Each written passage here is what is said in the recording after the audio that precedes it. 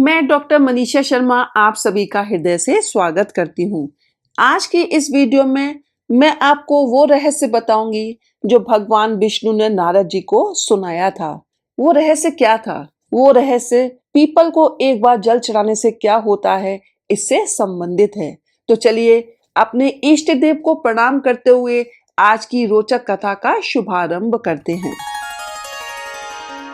एक बार देवऋषि नारद नारायण नारायण का जाप करते हुए बैकुंठ लोक में पधारते हैं। बैकुंठ में भगवान विष्णु अत्यंत शोभनीय स्वर्ण तथा रत्नों से जड़ित सिंहासन पर बैठे हुए होते हैं। बैकुंठ के द्वार स्वर्ण से बने हुए होते हैं। देवऋषि नारद बैकुंठ के द्वारों को पार करते हुए जिस स्थान पर भगवान विष्णु बैठे हुए होते हैं वहां पर पहुंच जाते हैं और भगवान विष्णु को प्रणाम करते हैं। देवऋषि नारद को देखकर भगवान विष्णु कहने लगते हैं, हे देवऋषि, आइए, बैकुंठ में आपका स्वागत है। देवऋषि नारद प्रसन्नता से विष्णु जी को बारंबार प्रणाम करते हुए कहते हैं, हे सृष्टि के पालक, संसार का पालन करने वाले जनार्दन, समस्त भूतों में आप ही का वास है। तीनों लोकों में आप ही की माया फैली हुई है।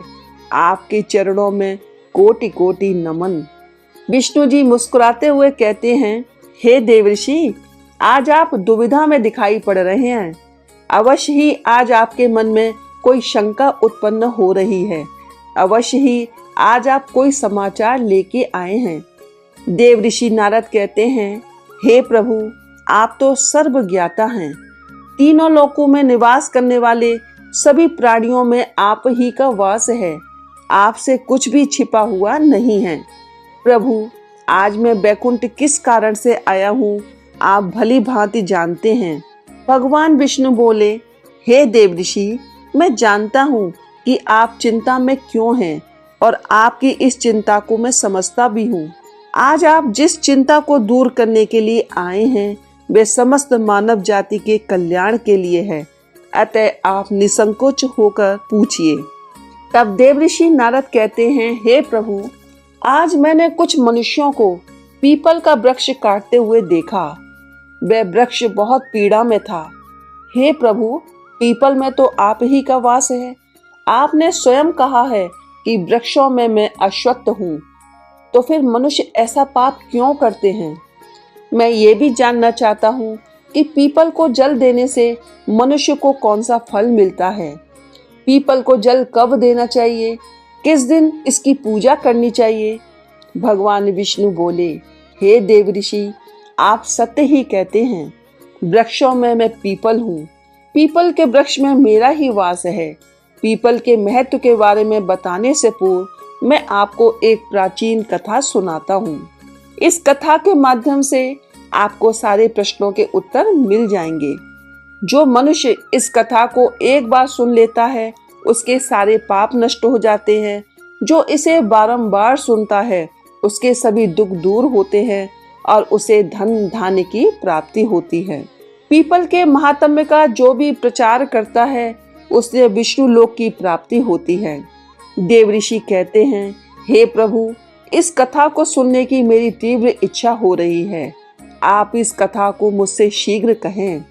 मैं इसे ध्यान से सुनता हूँ और तीनों लोकों में इसका प्रचार और प्रसार करूँगा। श्री हरि कहते हैं, हे देवऋषि, प्राचीन काल में एक अत्यंत शोभायमान नगरी थी जिसका नाम नंदीग्राम था। उस नगरी में पुष्कर नाम के एक श्रेष्ठ ब्राह्मण रहा करते थे। वे सदैव धार्मिक कार्यों में लगे रहने वाले, पशु पक्षियों की सेवा करने वाले थे। उनके आश्रम में एक प्राचीन पीपल का वृक्ष था जिसकी नित्य ब्राह्मण पूजा किया करता था। नित्य उस पीपल के वृक्ष को जल से सींचा करता था। वह एकादशी का व्रत करता, पीपल के वृक्ष में जल देकर उसकी प्रदक्षिणा किया करता था। बाहर जाते समय वह रोज पीपल को नमस्कार किया करता था। इस प्रकार से उस ब्राह्मण ने पीपल की रोज पूजा करके बहुत सारा पुण्य अर्जित कर लिया था। फिर एक दिन एक भयानक राक्षस भोजन की तलाश में उस पुष्कर ब्राह्मण के आश्रम में आता है और इधर उधर देखने लगता है। तभी वो ब्राह्मण कुटिया से बाहर आता है तो देखता है कि एक भीमकाय राक्षस वहां खड़ा हुआ है। जैसे ही वह राक्षस उस ब्राह्मण को देखता है तो कहने लगता है कि वाह, आज तो बहुत बढ़िया ताजा ताजा मांस खाने को मिलेगा। यह ब्राह्मण तो बहुत ही सुंदर, जवान और गुणवान दिखाई पड़ रहा है। अभी मैं इसी को चबा डालता हूँ। लेकिन पुष्कर ब्राह्मण उस राक्षस को देखकर बिल्कुल भी भयभीत नहीं होता और उस राक्षस से कहने लगता है, हे राक्षस, इस गरीब की कुटिया में तुम्हारा स्वागत है। तुम बहुत भूखे दिखाई दे रहे हो। कहो, भोजन में मैं तुम्हें क्या दूं?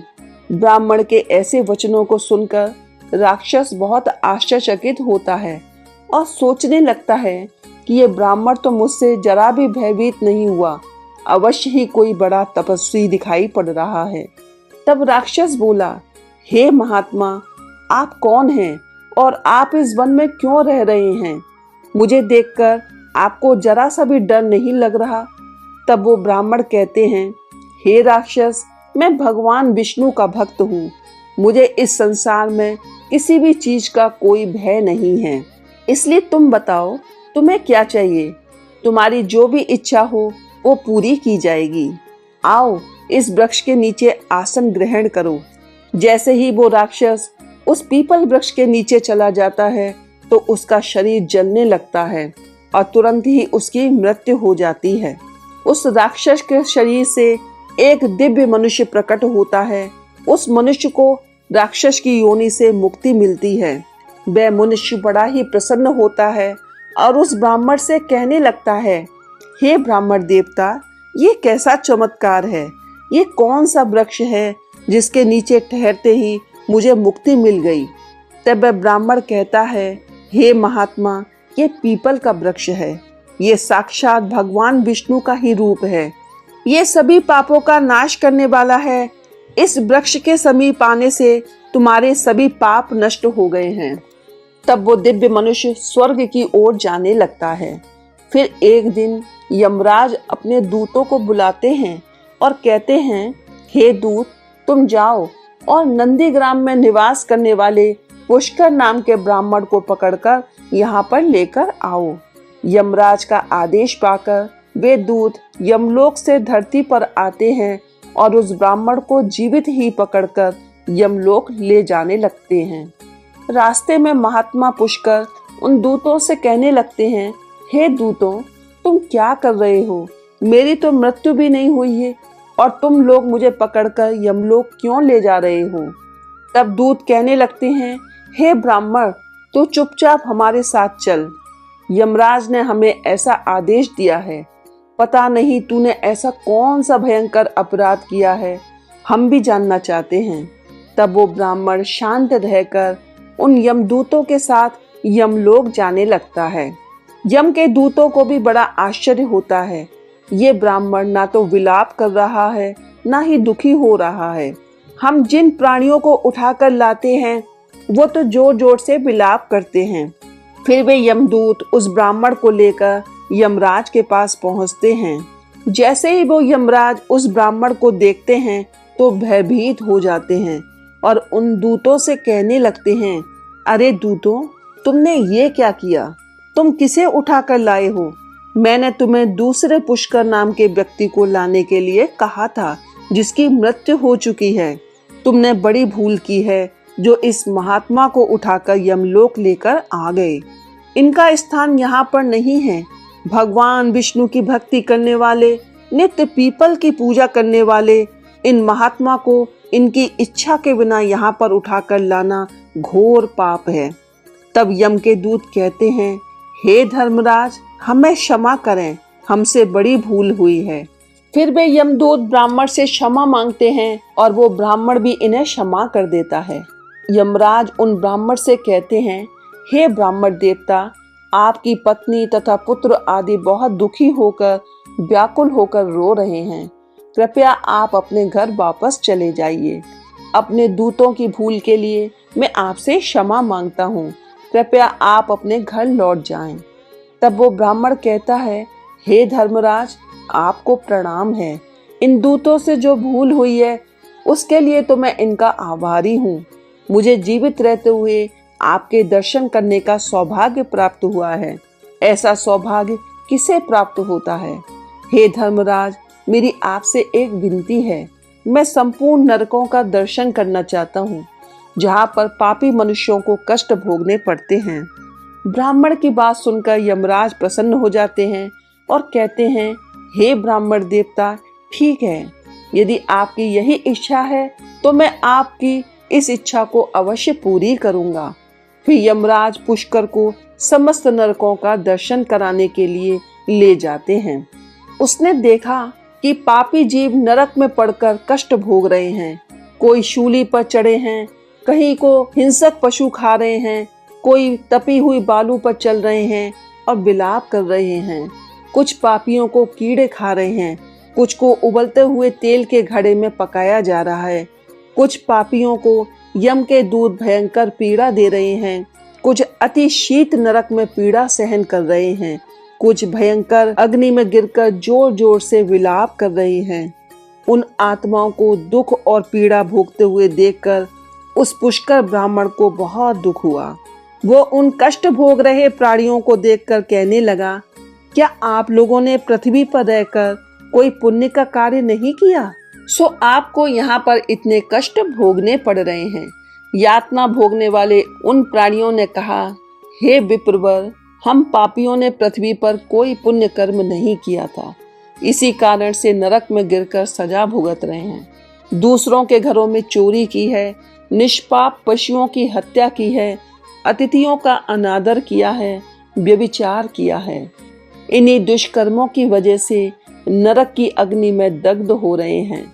हमने प्यासी गायों की बावली को तोड़ा है, हमने दान धर्म करने वालों को लूटा है, हमने कभी व्रत अनुष्ठान नहीं किए, अपनी स्त्रियों का त्याग कर दिया, हमने अपने मित्रों के साथ धोखा किया, लोगों की झूठी गवाही दी, निष्पाप लोगों को फंसाया है।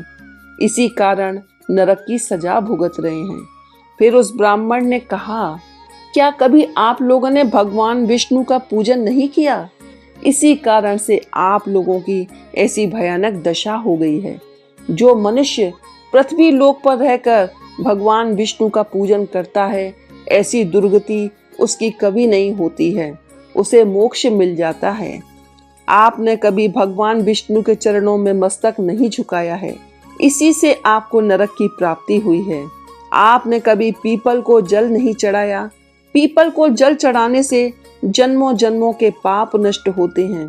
फिर वे नारकीय जीव कहने लगते हैं, हे ब्राह्मण देवता, हमारा मन अत्यंत अपवित्र है, हम अपने पापों से अत्यंत दुख भोग रहे हैं।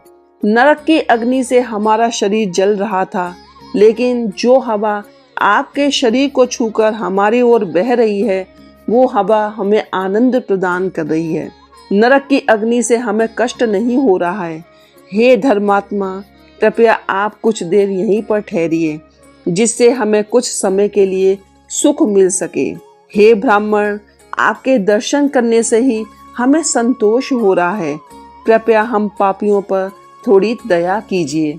फिर यमराज कहते हैं, हे धर्मात्मा, अब आपने नरक देख लिया, अब आप अपने घर को लौट जाएं। आपकी पत्नी का रो रो कर बुरा हाल है। तब ब्राह्मण ने कहा, हे धर्मराज, इन प्राणियों को दुख में देखकर मैं कैसे चला जाऊं? इनका करुण क्रंदन मेरे कानों में पड़ता है तो मुझे बहुत दुख हो रहा है। इनकी दयनीय पुकार मुझे सुनाई दे रही है। हाय, मुझे बचाओ, मेरी रक्षा करो। मैं समस्त भूतों में विराजित भगवान विष्णु की आराधना करता हूँ। यदि मैं इन दुखी प्राणियों को छोड़कर चला जाऊं तो मेरा जीवन व्यर्थ हो जाएगा। यमराज बोले, हे ब्राह्मण श्रेष्ठ, आपको इन पापियों की चिंता नहीं करनी चाहिए। ये सभी अपने कर्मों का फल भुगत रहे हैं। ईश्वर ने ही इनके लिए इस दंड का प्रावधान किया है, ताकि इनकी आत्मा की शुद्धि हो सके। आप इनके लिए कुछ भी नहीं कर सकते। लेकिन फिर भी वो ब्राह्मण नहीं माना। उसने उन नारकीय जीवों को मुक्ति दिलाने के लिए भगवान विष्णु से प्रार्थना करना शुरू कर दिया। प्रार्थना करते हुए कहने लगा, हे प्रभु, यदि मैंने सच्चे मन से आपकी आराधना की है, हर क्षण आपका ध्यान किया है, मैंने संपूर्ण जीवन आपकी भक्ति में ही बिताया है, तो मैं अपना सारा पुण्य इन पापी आत्माओं को दे देता हूँ। आप इन्हें कष्ट से मुक्त करें। हे कृष्ण, हे विष्णु, हे जनार्दन, इनकी रक्षा करें। ऐसा कहते ही उन जीवों को तुरंत कष्ट से मुक्ति मिल गई और सभी नरक को छोड़कर स्वर्ग में जाने लगे। सभी नरक के जीव कहने लगे, हे ब्राह्मण, आपकी सदा ही जय हो। आपकी कृपा से हम पापियों को मुक्ति मिली है। इस प्रकार से गुणगान करते हुए वे सब स्वर्ग की ओर जाने लगे, किंतु उनमें से कुछ जीव अभी भी नरक में ही कष्ट भोगने लगे, उनको मुक्ति नहीं मिली। इस अद्भुत चमत्कार को देखकर यमराज आश्चर्य में पड़ गए। वो सोचने लगे, ये तो असंभव है। कौन से पुण्य के प्रभाव से इस ब्राह्मण ने इन पापियों को मुक्ति दिलाई है। फिर उस स्थान पर भगवान विष्णु प्रकट होते हैं। यमराज और ब्राह्मण भगवान विष्णु को नमस्कार करते हैं। यमराज भगवान विष्णु से पूछते हैं, हे प्रभु, इस ब्राह्मण ने ऐसा कौन सा पुण्य कर्म किया था जो इसने ऐसा अद्भुत चमत्कार किया है। किस पाप के कारण कुछ जीव अभी भी नरक की यातना भुगत रहे हैं।